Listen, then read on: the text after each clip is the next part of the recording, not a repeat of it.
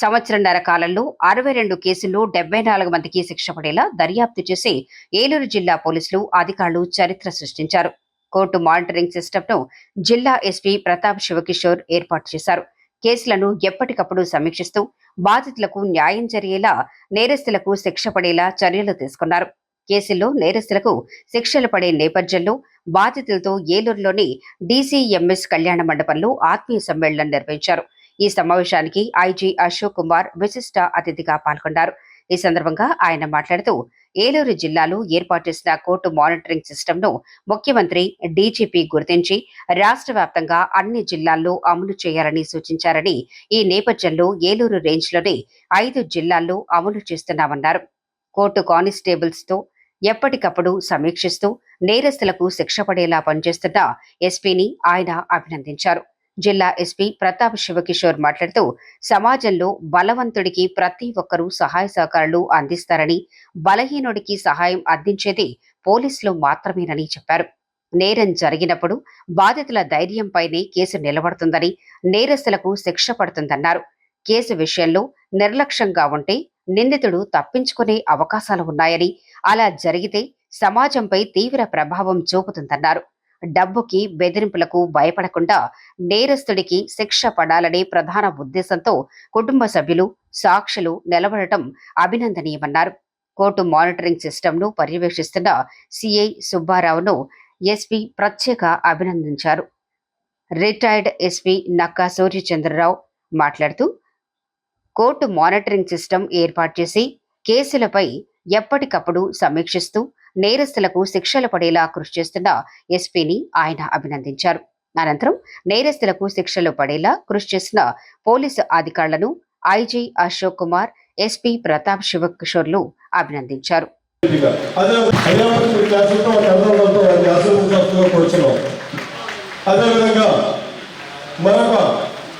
Additional CP అయినటువంటి I Rajasekhar గారు SP sir చేతులుగా తీసుకోవాల్సిందిగా వారిని కూడా కోరుకోవడం జరుగుతుంది సార్. మొన్న సీఎం కాన్ఫరెన్స్లో కూడా, కలెక్టర్ కాన్ఫరెన్స్లో కూడా గౌరవ ముఖ్యమంత్రి గారు ఈ రాష్ట్రం అంతా కూడా అమలు చేయమని కూడా ఆదేశాలు ఇచ్చారు. ఆ విధంగా మా డీజీ గారు కూడా ఈ కోర్ట్ మానిటరింగ్ సెల్ని రాష్ట్రంలో అన్ని జిల్లాల్లో కూడా ప్రవేశపెట్టమని చెప్పారు. అన్ని జిల్లాల్లో కూడా ఈ ఇంప్లిమెంట్ అవుతాయి. అంటే సపరేట్గా ఒక కోర్టుకి ఒక కానిస్టేబుల్ అలాట్ చేయడం, అక్కడ కోర్టులో జరుగుతున్న కేసులని, ఇంపార్టెంట్ కేసెస్ని రోజు పర్సనల్గా మానిటర్ చేయడం, స్టేషన్ నుంచి వచ్చే కోర్ట్ కానిస్టేబుల్స్ తోటి లైన్ మెయింటైన్ చేసి ఏ రోజు ఏ విట్నెస్ వస్తున్నారు, ఎవరిని ప్రొడ్యూస్ చేయాలి, బ్రీఫింగ్ ఎలా చేయాలి, డాక్యుమెంట్ ఎవిడెన్స్ ఏముంది అన్నీ కూడా వారు ఈ కోర్ట్ మానిటరింగ్ సెల్ ద్వారా ఎప్పటికప్పుడు కోర్టు కేసులు సమీక్షించడం చాలా ముఖ్యం. అంతేకాకుండా ఇక్కడ ఈ జిల్లాలో నేను అబ్జర్వ్ చేసేదంటే ఇక్కడ కోర్ట్ మానిటరింగ్ సెల్ ఇన్ఛార్జ్ కూడా, ఇన్స్పెక్టర్ గారు కూడా చాలా ఇంట్రెస్ట్గా పనిచేస్తున్నారు. అందువల్ల కూడా ప్రాపర్గా కోఆర్డినేట్ చేయడం, ఇప్పుడు కూడా మన రిటైర్డ్ ఎస్పీ గారు కూడా నేను చూసేవాడిని. ప్రతి వారం కూడా ఈ కోర్ట్ మానిటరింగ్ సెల్ కానిస్టేబుల్స్ అందరితో మీటింగ్స్ పెట్టి ఏం జరుగుతున్నాయని వాళ్ళతో విచారించడం, ఏమైనా అవసరమైతే హెల్ప్ చేయడం, సపోర్ట్ చేయడం. ఇలా ప్రతి వారం ఒక ఏపీపీ గారు, పీపీ గారు వచ్చి వాళ్ళకి ఎక్స్ప్లెయిన్ చేయడం, ఇదంతా పర్ఫెక్ట్గా లైన్ చేయడం వల్ల ఈరోజు రిజల్ట్స్ అన్నీ వస్తున్నాయి. దాదాపు 75 మందికి శిక్షలు పడ్డాము. ముఖ్యంగా ఈ మధ్య కాలంలో జరిగిన, అంటే ప్రజలు ఇంకా మర్చిపోలేదు కొన్ని సంఘటనలు. అటువంటి సంఘటనలు కూడా చాలా ఫాస్ట్గా ట్రాక్ చేసి ట్రయల్ చెప్పి శిక్ష పడేట్టు చేయడం, దానివల్ల నేరస్తుల్లో చాలా వాళ్ళకి భయం ఏర్పడుతుంది. అంతేకాకుండా విక్టిమ్స్లో కూడా ఇప్పుడు చూసాం, వాళ్ళు కూడా వాళ్ళ ఫ్యామిలీస్లో మాకు న్యాయం జరిగిందని వాళ్ళకు కూడా సంతోషం వస్తుంది. కాబట్టి ఇటువంటి సెల్ని ఏర్పాటు చేసి ప్రాపర్గా దీన్ని లీడ్ చేస్తున్న జిల్లా ఎస్పీ గారిని నేను అభినందిస్తున్నాను. దీనికి ఎంతో సహకరిస్తున్న డిఓపి గారు, డిప్యూటీ డైరెక్టర్ ప్రాసిక్యూషన్స్, అడిషనల్ పీపీలు అందరూ కూడా, వారు కూడా ఇది ఒకరి వల్ల కాదు, ఇది కోర్టు వర్క్ అనేది. కోర్టు తర్వాత ఆనరబుల్ కోర్ట్స్ ఫైనల్గా వాళ్ళు జడ్జిమెంట్ ఇస్తారు. కానీ కింద మనం చేస్తున్న నెట్వర్కింగ్ లైన్ చాలా ఉంటుంది. వీటిని తీసుకురావాలి, డ్యూటీస్ వాళ్ళు బ్రీఫ్ చేయాలి, కోర్టులో కరెక్ట్గా వాళ్ళు చెప్పించాలి, చెప్పిన సాక్ష్యాన్ని మళ్ళీ ఏమైనా తప్పులు ఉంటే దాన్ని రెక్టిఫై చేయాలి, ఆర్గ్యుమెంట్స్ ఫైల్ చేయాలి. సో వాళ్ళ పాత్ర కూడా ఎవరైతే తీపిస్తున్నారో వాళ్ళ పాత్ర కూడా చాలా అద్భుతంగా ఉంటుంది. సో వాళ్ళు కూడా ఎంతో ఇంట్రెస్ట్ ఇన్వాల్వ్మెంట్ తోటి ఈ కార్యక్రమం చేయడం వల్ల ఈరోజు ఇంత మంచి రిజల్ట్స్ వస్తున్నాయి. రేంజ్లో కూడా మిగతా 5 జిల్లాల్లో కూడా ఈ కార్యక్రమాన్ని మేము మనందరం ఇక్కడ కూర్చొని ఒక 62 కేసుల్లో ఒక 70 పైన పైచీలకు ముద్దాయిలకు శిక్ష పడుతుందంటే అది మనందరికీ కూడా గర్వకారణం. ముఖ్యంగా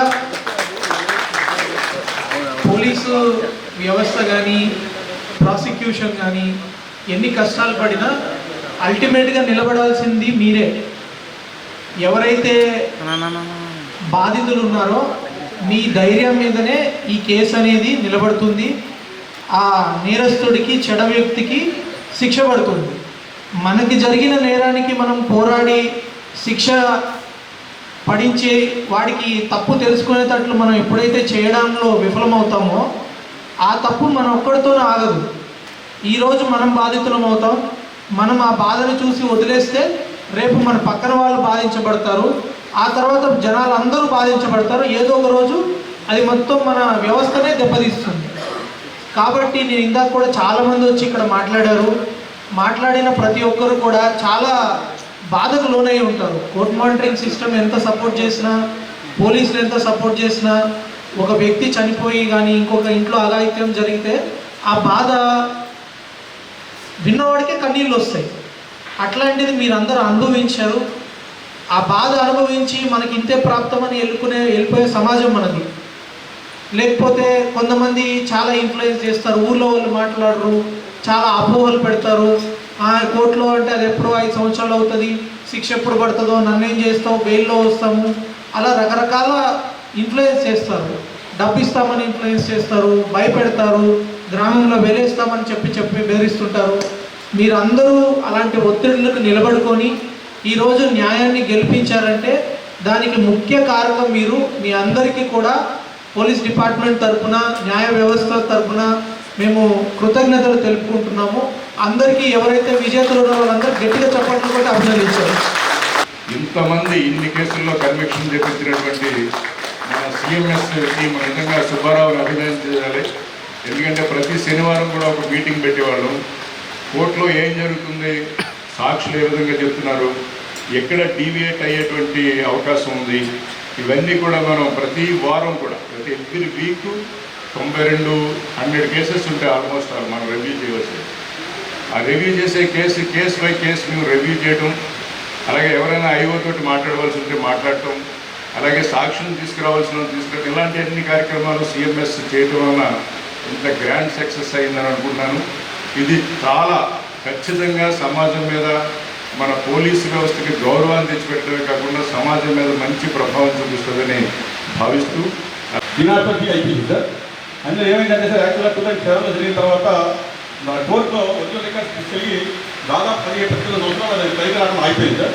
తర్వాత సార్ పెట్టిన తర్వాత కేసు ఎందుకు అయిపోయింది, ఎందుకు ట్రైల్ రావలేదని చెప్పేసి మొత్తం అంతా మానిటరింగ్ బయటకు వచ్చిన తర్వాత కోర్టులో మిస్ అయితే అప్పుడు ఆ రికార్డ్ అంతా మళ్ళీ మన స్టేషన్లో ఉన్న రికార్డ్స్ని కొన్ని తర్వాత మనం పాత అప్పుడున్నటువంటి SICL అడిగి కొంత బిల్డప్ చేసి కొంత సెకండ్ ఎవిడెన్స్ తీసుకొని సర్టిఫికేట్ కలిసి ట్రై చేశాను సార్. ఇంత సర్టిఫై చేసిన తర్వాత అన్ని చేసిన తర్వాత ట్రై పెట్టే టైంలో అప్పుడున్నటువంటి DSP గారు చనిపోయాడు సార్, అప్పుడున్నటువంటి SI గారు చేస్తే SI గారు చనిపోయాడు సార్, అలాగే VRO చనిపోయాడు సార్.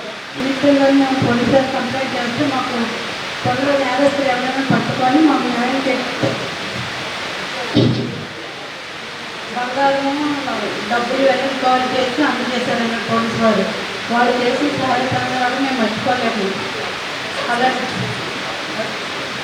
సంవత్సరం లోపలే కేసు చేయించారండి పోలీసు వారు. ఎస్పీ గారు వాళ్ళ టీం మొత్తం మాకు ముందుగా సహాయం చేశారండి. అట్లాగే కోర్టులోని కింద రమేష్ గారు వీళ్ళందరూ కూడా లాయర్ గారు వీళ్ళందరూ మంచిగా హెల్ప్ చేసి పెట్టారు. దానివల్ల తొందరగా శిక్షపట్టి మాకు చాలా సంతోషంగా ఉంది. నువ్వు అక్కడే నువ్వేం చేయలేవు, ఆ నెల బయటకు వచ్చేసాడు ఆ ముద్దాయి. నీ వల్ల ఏం చేయాలంటే మేము మనీ పెట్టుకొని అలాగే ఉన్నాను. 2020 పావు దేవుడి వల్ల ఈ 2025 లాస్ట్ నవంబర్లో మాకు నోటీసులు వచ్చాయి కోర్టు రామని. నోటీసులు వచ్చాక అక్కడి నుంచి నాకు ధైర్యం వచ్చినాను. అమ్మాయి నా కేసు ఎక్కువ పడదు, నాకు న్యాయం జరుగుతుంది, నేను ధైర్యంగా ఉన్నానండి. సార్ ఎస్పీ గారు మీరు యాపర్షన్ టీము మేనేజ్మెంట్ సిఐ గారు ఇంకా ప్రతి ఒక్కరు కూడా మాకు బాగా సహాయం చేయండి. నాకు న్యాయం జరగడం నాకు నా ఊళ్ళో కూడా నేను న్యాయం జరగలేదండి. మేము ఒక్కడైనా కానీ గ్రామస్తులు కానీ ఎవరు కూడా నాకు సహాయించలేదు. ఆడ ముద్దాయికెళ్ళే మాట్లాడుకుంటా ఆడేం చేయండి బయటకు వచ్చేస్తా అని మాట్లాడండి. కానీ మీరు వ్యాపారం టీం వల్ల నాకు ప్రతి ఒక్కరు కూడా నాకు న్యాయం చేసేది. నువ్వు ఏం భయపడకూడదు, నీ శరీరం నీకు భయపడిపోతుంది. ప్రతి ఒక్కరు కూడా పోలీసులు మహా సాధించండి. మేము ఇప్పుడు మా చెల్లి లేకపోతే 9వ తారీఖున ఆ ముద్దాయికి శిక్ష పడిందండి. లైఫ్ లాంగ్ శిక్ష పడుతుంది. 5 సంవత్సరాలు ఒకటి ఆగాలి శిక్ష పడింది. మాకు హ్యాపీగా ఉంది. వాళ్ళు 6 వేసినా కూడా 2 సంవత్సరాలు మళ్ళీ తిరగదీసి అమ్మ మళ్ళీ మీరు కోర్టుకు వచ్చి సాక్షులు చెప్పాలి అని అంటే సార్ మమ్మల్ని ఇంకా పెట్టి చదువుకున్నప్పుడు మమ్మల్ని ఇంకా తిట్టుకున్నారు సార్. ఎందుకైనా నాలాంటి పెట్టి తల్లిదండ్రులు వచ్చింది సార్ ఎవరికి రాకూడదు సార్. మా కోసం చేతిలో మీరు ఇంత కష్టపడి నాయన మాకు ఇల్లు తిరుగుతున్నారని మీ అందరికీ నా పెట్టులో పెట్టుకున్నాను సార్. మీ అందరికీ మా బాబుకి ఒక్కటి న్యాయం చేసినందుకు మనకి స్ఫూర్తి. ఏదైనా మనకు అన్యాయం జరిగినప్పుడు మనం నిలబడాలి. మనకు అన్యాయం జరిగినప్పుడు మనమే నిలబడలేదనుకో మనకి ఎవరు నిలబడతారు? చాలామందికి మీ స్ఫూర్తి ఏమవ్వాలా? చాలామంది చాలా కేసులు పెట్టి మళ్ళీ వాళ్ళతో రాజీ చేసుకొని అక్కడి నుంచి పారిపోవాలని లేక అక్కడికక్కడ న్యాయం మీద నమ్మకం లేకనో లేక ప్రలోభాలకు లోపడో వాళ్ళ కేసులు చాలా పోతున్నాయి. ఈరోజు 100 కేసులు రిజిస్టర్ అయితే ఆ 100 కేసులో 90 కేసులు అక్విటల్ అవ్వడానికి కారణం ఏంటి? ఆ కేసు పెట్టిన సాక్ష్యం నాకు ఆ కేసు వద్దని వెళ్ళిపోవడం వల్ల. మీరు ఇప్పుడు చాలా ధైర్యంగా నిలబడ్డారు. మీకు చాలా కోర్టుకి వాళ్ళకి తిరుగుతానే కేసు నుండి బయటికి ధర్మాలు పోలీసులు ఆనందం పెట్టుకొని ఆ కేసులన్నీ మాఫీ చేయాలని బయలే మాఫీ చేస్తారు. మధ్య తర్వాత మీరు 2022లోనే బయటికి తీసేయండి. అప్పట్లో ఈ బయటకు వచ్చి వాళ్ళకి మన పోలీసు వాళ్ళు సహకరించి ఆ తరఫున చాలా కృషి చేసి ఆ కేసుని బయటికి తీసి వాడు 7 సంవత్సరాలు శిక్ష ఇచ్చి 1 ఎకరం ఇప్పించి పాపే 2 లక్షలు డబ్బులు ఇచ్చారు. ఈ విషయం